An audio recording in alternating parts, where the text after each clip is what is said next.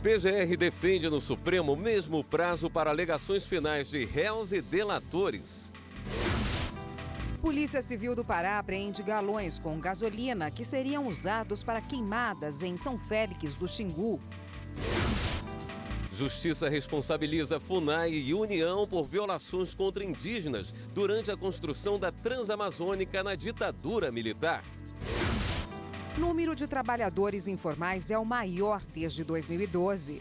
Um dos desafios é garantir direitos previdenciários, como aposentadoria, auxílio-doença e pensão por morte. E a Semana Nacional de Conciliação. Setembro é o mês de apostar nos acordos. A ação foi desenvolvida para facilitar o acesso da comunidade à justiça.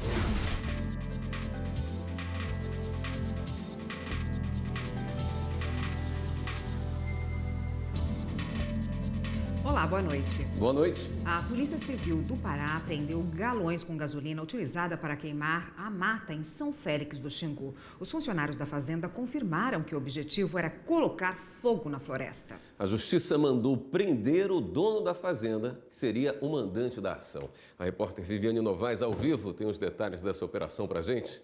Oi, Viviane. Boa noite. Oi, William. Boa noite a você, boa noite a todos. Olha, esses galões com gasolina foram apreendidos durante uma operação policial na fazenda Ouro Verde, que fica na área de proteção ambiental Triunfo do Xingu. O inquérito foi aberto para investigar queimadas criminosas na propriedade. O dono, Geraldo Daniel de Oliveira, é suspeito de contratar pelo menos 50 homens para derrubar a mata. Ele também contratava motoqueiros para ameaçar agentes ambientais. Os funcionários disseram à Polícia Civil que os galões eram levados aos poucos para dentro da floresta. 5.000 hectares já foram queimados, segundo o Ministério Público do Pará. O dono da fazenda está foragido. William? Obrigada, Viviane. A Justiça Federal condenou a FUNAI e a União pelas violações contra os povos Tenhari e Jiahui durante a abertura da BR-230 Transamazônica entre 1969 e 1974. A sentença determina o pagamento de 10 milhões de reais por danos morais coletivos. Também obriga os órgãos a implantarem medidas de proteção nos locais sagrados que devem ser indicados pelos próprios indígenas. A FUNAI e a União também terão que fazer campanhas de conscientização sobre os direitos indígenas e criar o Centro de Memória Permanente sobre a História e a Cultura dos Povos no prazo de 6 meses. De acordo com a sentença, é fato confirmado que a construção da Transamazônica foi feita sem licenciamento e sem qualquer estudo de impacto ambiental. Diz ainda que, mesmo que a rodovia tenha sido construída há mais de 40 anos, o dano ambiental é imprescritível. Ainda cabe recurso da decisão. A polícia e o Ministério Público Federal em Sergipe investigam supostas irregularidades em contratos firmados entre a Prefeitura do Estado e uma empresa de capacitação. De acordo com o inquérito da Polícia Federal, a empresa tem contrato com 5 municípios de Sergipe. Entre os serviços contratados, alguns sem licitação, estão o fornecimento de lanches, camisetas e a apresentação de palestras. Segundo a investigação, que conta com apoio do Ministério Público Federal, tudo pago com emendas parlamentares. Um dos casos que mais chamou a atenção da polícia e do MPF foi a compra de livros de português e matemática para o município de Itaporanga, que custou mais de R$200 mil. Se as irregularidades forem comprovadas, tanto os gestores da empresa quanto os servidores da Prefeitura de Sergipe podem responder processos civil e criminal por improbidade administrativa. A Procuradora-Geral da República, Raquel Dodge, protocolou hoje no Supremo um parecer em que defende o mesmo prazo para alegações finais de réus e delatores. Na manifestação, ela pede que qualquer solicitação para anular condenação criminal que tenha como base a decisão tomada na última terça-feira pela segunda turma do Supremo, no caso do ex-presidente da Petrobras, Aldemir Bendini, só seja analisado depois do julgamento do tema no plenário. O parecer com a posição da PGR se refere ao habeas corpus apresentado pelo ex-diretor da Engenvix, Gerson Almada, condenado na Lava Jato, que pediu anulação da sentença. O parecer foi encaminhado ao ministro Ricardo Lewandowski. E o ministro Edson Fachin, do Supremo Tribunal Federal, negou o pedido da defesa do ex-presidente Lula. Os advogados queriam a suspensão dos processos que o ex-presidente responde e que são coordenados por membros da Força-Tarefa da Lava Jato. A defesa alega suspeição por causa dos supostos diálogos vazados atribuídos aos procuradores. Os advogados pediam ainda a liberdade do ex-presidente. O ministro entendeu que o pedido não atendia os requisitos legais. Fachin também rejeitou o pedido da defesa de compartilhamento das mensagens obtidas na operação spoofing que digam respeito a Lula. Segundo o ministro, o relator desse caso é o ministro Alexandre de Moraes. O Procon de São Paulo multou a Google e a Apple Brasil por violarem o Código de Defesa do Consumidor. Para o órgão, o aplicativo Face App, oferecido pelas empresas, fere direitos como o de não fornecer dados pessoais a terceiros. Além disso, os termos e condições estavam apenas em língua inglesa, impossibilitando que muitos consumidores tivessem conhecimento do conteúdo. A Apple foi multada em mais de 7 milhões de reais. Já a Google deve pagar multa de quase 10 milhões de reais. As empresas vão recorrer da punição. O Face App permite que o usuário simule como ficaria mais velho, mais novo ou se fosse de outro gênero. Animal com leishmaniose deve ou não ser sacrificado? Em Goiânia, a justiça não atendeu o pedido das zoonoses para abater uma cadelinha que supostamente tinha doença.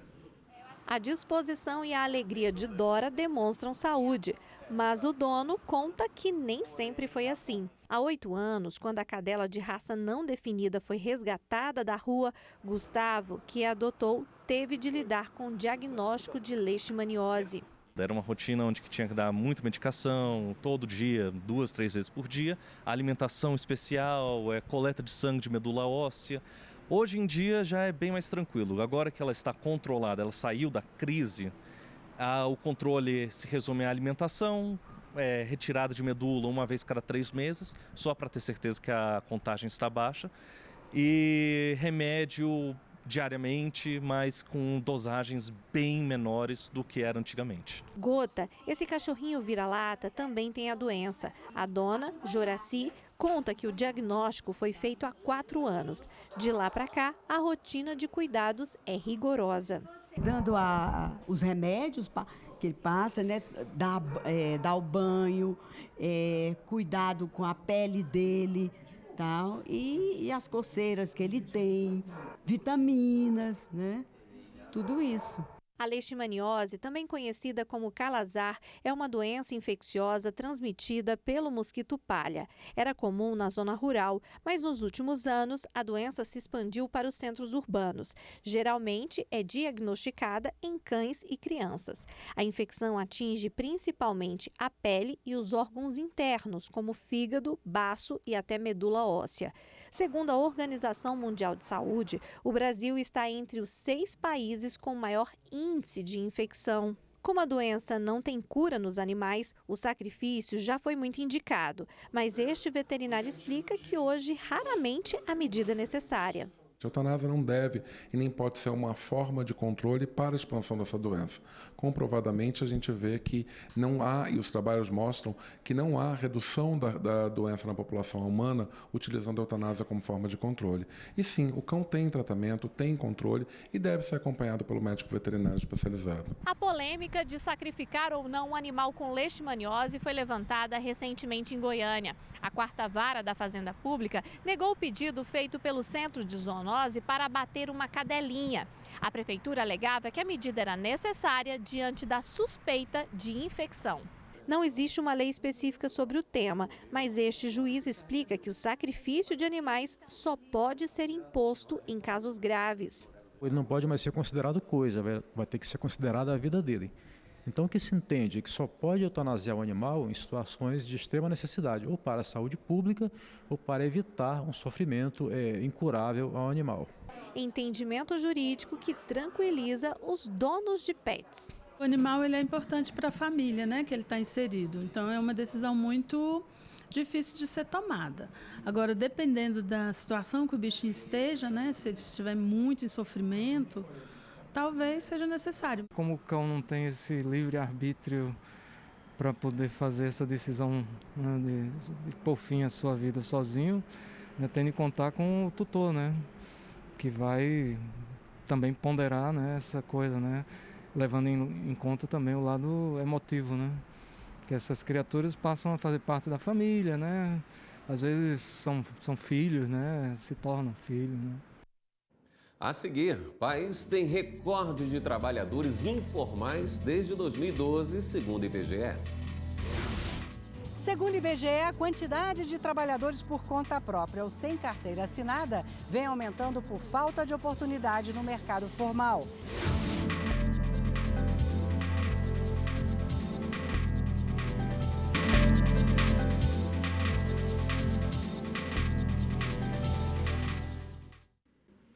A Procuradoria Federal dos Direitos do Cidadão do Ministério Público enviou ao Congresso Nacional uma nota técnica contra a proposta de redução da maioridade penal. No documento encaminhado aos parlamentares, a Procuradoria Federal dos Direitos do Cidadão argumenta que aumentar o tempo de internação dos adolescentes infratores e reduzir a maioridade penal não vai melhorar a segurança pública no Brasil. Além disso, essas medidas aumentariam ainda mais os gastos públicos com as unidades prisionais. Duas propostas de emenda constitucional de 2002 e 2015 tentam alterar o Estatuto da Criança e do Adolescente, criado em 1990. No ofício encaminhado aos deputados, o Ministério Público Federal reforça que essas mudanças são uma grave violação aos direitos dos menores infratores, tanto na questão da legislação quanto nos tratados internacionais assinados pelo Brasil. Um estudo divulgado este ano pelo IPEA mostra que em 2017, mais de 35 mil jovens foram assassinados no Brasil. Na nota técnica, a Procuradoria argumenta também que faltam 4 mil vagas para internação de adolescentes em unidades socioeducativas. Para reduzir a maioridade penal, seria necessário também gastar aproximadamente R$1 bilhão apenas para ampliar as novas unidades, sem considerar gastos com manutenção, recursos humanos e equipamentos. Ainda não tem data para a votação da proposta de redução da maioridade penal no Congresso. A taxa de desemprego chegou a 11,8% no trimestre de maio a julho deste ano. É o que mostra a Pesquisa Nacional por Amostra de Domicílios Contínua, divulgada nesta sexta-feira pelo IBGE. São 12 milhões e 600 mil pessoas em busca de trabalho. Outros dados que chamam a atenção é que o de pessoas que trabalham por conta própria e de empregados do setor privado que não têm carteira assinada. Os números bateram recorde na série histórica que começou em 2012. E como ficam os direitos previdenciários dessas pessoas? As pessoas que trabalham por conta própria somaram 24 milhões e 200 mil no trimestre de maio a julho deste ano. Esse número representa um aumento de 5,2% em relação ao mesmo período do ano passado. Já os empregados do setor privado, que não têm carteira assinada, chegaram a 11 milhões e 700 mil, 3,9% a mais do que em 2018. Segundo o IBGE, a quantidade de trabalhadores por conta própria ou sem carteira assinada vem aumentando por falta de oportunidade no mercado formal. E a redução dos postos de trabalho leva muita gente a criar o próprio negócio. É a era do empreendedorismo. Nessa mudança de rota, um dos desafios é garantir direitos previdenciários, como aposentadoria, auxílio-doença e pensão por morte. Para o microempreendedor individual, a saída é pagar a Previdência Social 5% do salário mínimo, ou seja, cerca de R$ 50 por mês. Para se formalizar como microempreendedor, basta entrar no portal do empreendedor.gov.br. Esta opção é para quem recebe por ano menos de R$ 81 mil. Agora, para quem ganha mais do que isso, o caminho é pagar como trabalhador autônomo.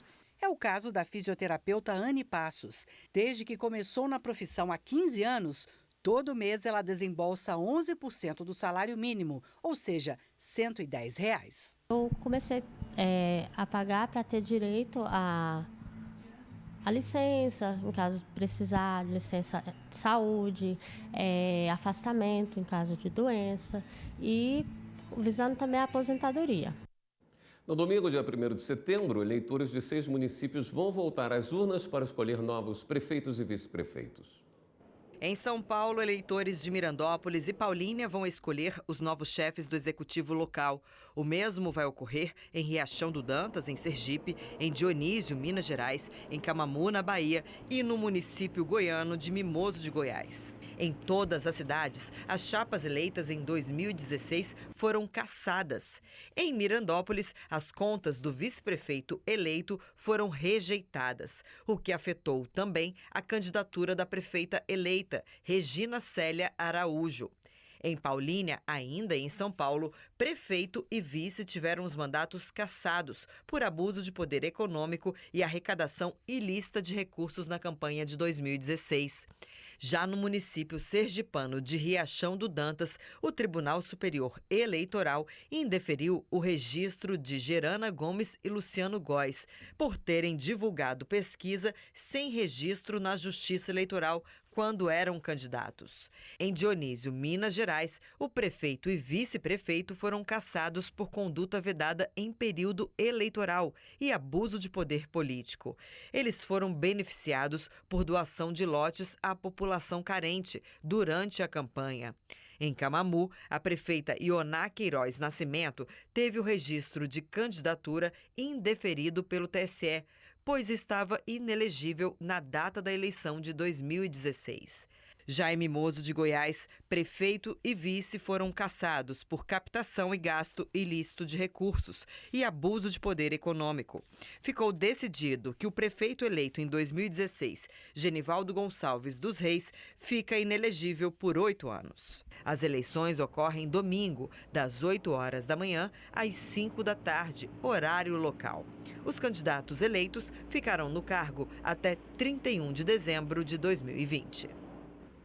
E a seguir, em setembro, tem Semana Nacional da Conciliação. Saiba como funciona esse serviço do Judiciário.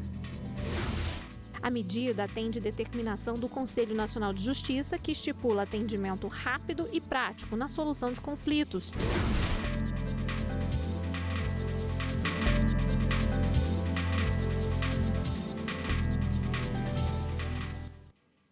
Para resolver conflitos de forma mais rápida, o Poder Judiciário promove a conciliação. E no mês de setembro, as ações são intensificadas com a Semana Nacional dedicada a esse trabalho. Uma oportunidade para resolver um problema. A mediação de conflitos é feita aqui no Distrito Federal desde 2000. A ação foi desenvolvida para facilitar o acesso da comunidade à justiça. Aqui, as pessoas podem tirar dúvidas sobre direitos e deveres, além de firmar acordos extrajudiciais. Os atendimentos são feitos por agentes comunitários que trabalham como voluntários. Para isso, todos passam por treinamento. Muitas vezes as pessoas têm uma dificuldade de buscar o fórum ou entendem que não têm direito a esse importante serviço, né, que é a justiça. Ou simplesmente não tem dinheiro para pegar ônibus e vir. Mas tem um vizinho que é um agente comunitário, que conhece os serviços que estão disponíveis, conhece os direitos que aquela pessoa pode usufruir. Muito gratificante, né? Assim, apesar de nós sermos voluntários, a gente tem um compromisso com a nossa comunidade, né? Em tentar fazer uma cidade melhor. O que a gente pretende mesmo é fazer com que essa cidade se empodere dos seus direitos, tenha conhecimentos dos seus direitos e que seja capaz de trabalhar seus conflitos através do diálogo. E não é só no Distrito Federal. Ações como esta são feitas de forma permanente em todos os estados brasileiros. A medida atende determinação do Conselho Nacional de Justiça, que estipula atendimento rápido e prático na solução de conflitos. Para intensificar ainda mais esses atendimentos, há 14 anos é feita a Semana Nacional de Conciliação. A gente marca mais audiências de conciliação e de mediação durante essa semana e também a gente promove alguns eventos de divulgação para que as pessoas tenham conhecimento de como usar o serviço, em que casos ele se aplica, em que caso é possível, né, convidar a outra pessoa envolvida no conflito para resolver através da mediação ou conciliação. O Juizado da Violência Doméstica e Familiar de Porto Alegre realizou 300 audiências durante a Semana da Justiça pela Paz em Casa. Ações de conscientização sobre o tema foram intensificadas. Os processos seguem a ordem normal, porém a realização de audiências ocorre em maior número e em mais turnos, pela manhã e tarde. A magistrada afirma que, geralmente, quando ocorre a intervenção da justiça, o comportamento do agressor apresenta melhoras ao longo dos processos. Do ponto de vista da cidadania, o que mais importa realmente é o equilíbrio dessas relações que é buscado com essa intervenção, buscado e atingido com a intervenção do Estado. Nós tivemos as aulas iniciais dos cursos de informática básica para as mulheres, de informática básica também para os homens que frequentam os grupos reflexivos de gênero. Tivemos também o início das aulas de manicure, do curso de manicure, todos esses cursos, né, que são realizados pelo SENAC, e ao final, então, esses alunos e alunas terão um certificado do SENAC e já terão condições, né, muito favoráveis para ingressar no mercado de trabalho. Como parte das ações de conscientização da semana, a exposição Dando Voz à Nossa Medusa Interna trouxe peças produzidas por mulheres em situação de violência acolhidas pelo grupo de apoio do juizado, em aulas de arte-terapia, e retratam os sentimentos que são trabalhados nesses encontros. A gente quer que elas tragam para fora algo que está lá no inconsciente, essa emoção que está contida, que às vezes é muito difícil de colocar para fora. Instituições públicas e privadas firmam parceria com o Tribunal Superior Eleitoral para combater a desinformação. Desinformação, notícias falsas, um auditório cheio voltado para essas questões. Essa desordem informacional, ela é justamente perigosa porque ela vem de todos os lados. E a gente não teria como enfrentá-la se não tivesse essa união de vários ângulos, vários setores. Um evento como esse conecta e coloca as pessoas que estão interessadas em um Brasil mais forte, democraticamente mais forte e tecnologicamente mais forte, se encontrar e trocar experiências e pensar já nas eleições de 2020. A gente considera realmente muito importante que a Justiça Eleitoral se una com instituições parceiras para que a gente possa difundir as informações corretas, tirar todas as dúvidas da população e evitar que a credibilidade do processo eleitoral seja prejudicada. A presidente do TSE, ministra Rosa Weber, conduziu o lançamento do programa. Na presença da Procuradora-Geral da República, Raquel Dodge, do presidente da Comissão Especial de Direito Eleitoral da OAB, Eduardo Damian Duarte, de ministros e representantes de entidades públicas e privadas, Rosa Weber começou destacando a atuação do TSE diante das notícias falsas nas eleições gerais de 2018. A Justiça Eleitoral promoveu ações voltadas a desmentir as notícias falsas. Os feitos no Tribunal Superior Eleitoral relativos à propaganda nas eleições de 2018, versando especificamente sobre desinformação, foram decididos monocraticamente em menos de 2 dias, em média, pelos juízes da propaganda. Foram exibidos vídeos sobre as ações da Justiça Eleitoral no enfrentamento à desinformação. É muito comum ouvir falar em notícias falsas, desinformação. Nessa hora, a gente se depara com um desafio gigantesco. Também foram apresentadas as próximas ações do TSE, como a instituição de um gabinete de crise para propor providências diante de informações falsas, palestras voltadas a estudantes e desenvolvimento e aperfeiçoamento de recursos tecnológicos. Durante o lançamento do programa, instituições públicas e privadas foram convidadas a assinar um termo de adesão como esse aqui. É um documento de parceria no qual as instituições se comprometem a ajudar o TSE no combate às notícias falsas relacionadas à Justiça Eleitoral. 34 parcerias foram firmadas. A gente já trabalha diariamente na checagem de fatos, envolvendo notícias falsas, basicamente, desinformação. A gente vai fazer isso durante todo o processo eleitoral, mas a gente vai ajudar o TSE também no treinamento dos TREs, para capacitar os TREs com as ferramentas básicas de checagem de dados, para que os TREs possam, eles mesmos, protegerem o processo eleitoral nas suas regiões. Nós queremos que a internet seja usada de uma forma positiva, de uma forma de realmente contribuir, de informar corretamente, desde a criança, o jovem e os adultos. Nós queremos exatamente lutar para que isso seja quase que uma rotina de todos nós que trabalhamos com a internet, não só dos provedores, das plataformas, mas também de todos os usuários. É hora de dar um giro na rede para saber das últimas notícias.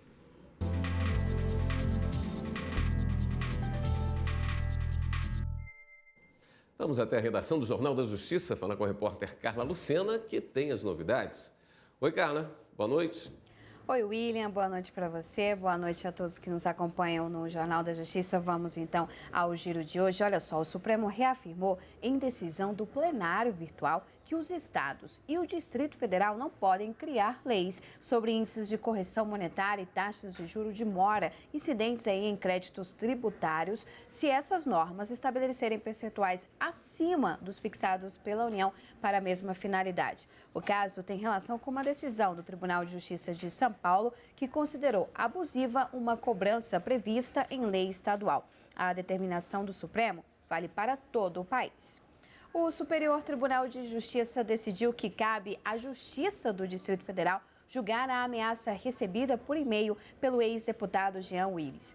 Para os ministros, como a ameaça não foi publicada na internet, mas apenas por e-mail, não teria como caso ir para a Justiça Federal. O relator, o ministro Nefi Cordeiro, disse ainda que a mensagem pretendia intimidar o ex-deputado, que era testemunha em um processo de danos morais, e que isso não causou prejuízo ao cargo que ele tinha no Congresso. E a última notícia do giro de hoje, olha só, o Departamento de Trânsito do DF vai fazer testes com um aparelho chamado drogrômetro. Ele vai ser capaz de identificar se o motorista fez uso de drogas. O equipamento faz análise por meio do suor e pode verificar 15 tipos de drogas, entre elas crack, cocaína e êxtase. O teste é realizado por meio da digital do condutor.